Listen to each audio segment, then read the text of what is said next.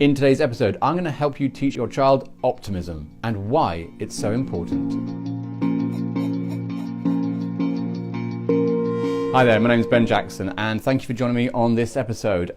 I wanted to cover something that I think is really quite pivotal, and it's something that I've been kind of thinking about for quite a while now and only recently begun to articulate and really kind of clarify. And it particularly came at last two school sessions I gave, and it was about how we instill optimism into our children. But first I wanted to just make a difference between positivity and optimism. Positivity is obviously seeing things in a really good light. Optimism is seeing things in a good light even when they're bad. So when you're having problems or struggles, optimism is the kind of the go-to response I'm trying to bring to as many children's lives as possible, or a way of seeing the world that is the most useful. Now, for me, the idea is that we are always having challenges. It's not about ignoring challenges, which is sometimes what positivity can kind of like engender as an idea. It's about saying we're going to have problems, but it's how we bounce back from them. One of the things that I often discuss is about resilience, about the bouncing back. So we have challenges, have problems, and it's the bouncing back part we need to focus on. And optimism is the best filter to achieve that. But how do we get optimism into our children's lives more? Well, one way that I found I think is the most useful to as many people as possible, so it's quite generic, it won't be specific to your situation, but if you take the ingredients of this and translate it into your own parenting, I'm sure you'll get the benefits. And from all that I can study and see, it is about having a situation when it goes wrong, but then seeing as many different ways around it as possible, to gain as many perspectives on the situation, to see things as what are the benefits from it, what could be good from this, really to take the issue and then kind of explode it into different ways to see it. The more we are able to break that apart, that problem, and find different ways of looking at it, the more able to engage with it. One of the things I often talk about is a salad bar analogy.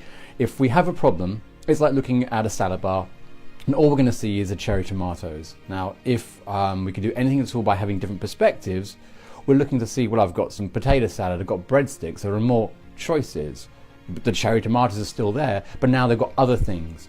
And having a choice, it's healthier in lots of different ways. And so I kind of really encourage optimism, or at least seeing things from as multiple perspectives as possible, to really gain that healthier mindset. So one of the ways that I do this, particularly with schools, is to get the kids to write down as many different ways to see a particular problem as possible. And then we discuss and work out all the different ways we can see it and share that.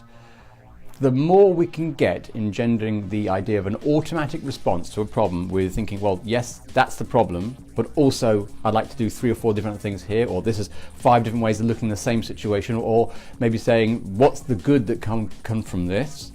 What's the benefit that can come from this? Well, then that's far more useful, because problems, we encounter challenges throughout our life, from young to very old, continually there. It's about how we deal with them. And the way to deal with them in the most useful way that I can think of, the healthiest way we can deal with them, is have as many different perspectives on a situation as possible. Often we can come back with the idea of being black and white, it's good or it's bad, which is super limiting. It's like back to that cherry tomatoes, all you can see is one food. But if we can come up with more options, we have more selection and more choice. And at the very least, coming away with the idea of having an automatic response saying, well, what else could this mean? How could this be a benefit? Is going to be the way our children are resilient. Whether we're resilient, how can we turn this around? So try this with your child. If they're having a problem, having a situation where they're feeling overwhelmed or difficult or upset, work with them to find as many different options to see it as possible. They are young. They don't have the years of experience that you do. So we have to maybe help them get creative in how they're going to see solutions.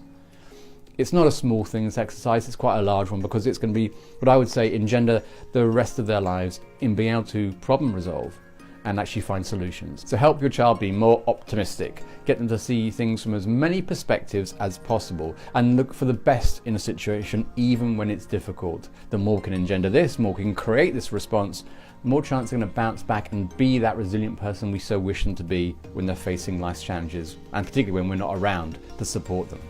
So take that with you for the episode. I hope you get some value from it, or at least something to think about. And if you do enjoy this, please give it a like. I'd love a comment to know if you felt this has been useful for you. Any questions, please drop them down there as well. Or you can always DM me on Instagram and Twitter. And if you really feel it's got some benefit, please share it with your friends, family, or community. You never know when this particular message needs to get heard. But other than that, I hope you're doing super well wherever you are, and I'll catch you on the next episode.